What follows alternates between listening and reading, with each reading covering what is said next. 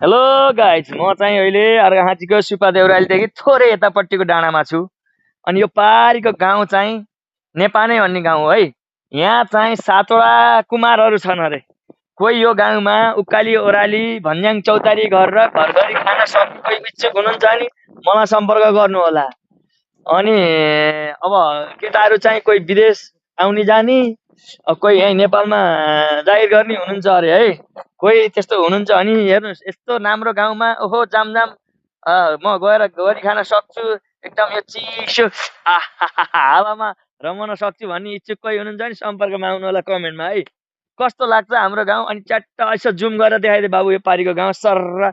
आहा, यो हो नि त स्वर्ग, जिउँदै स्वर्ग भनेको यो हो नि त। ल हेर्नुहोस् है, ल हेर्नुहोस्, जिउँदै स्वर्ग। आहा, नाच भइरहे नाच, बारुले कमर भाँच भइरहे भाँच, या होइन, यो हो नि त तरिका।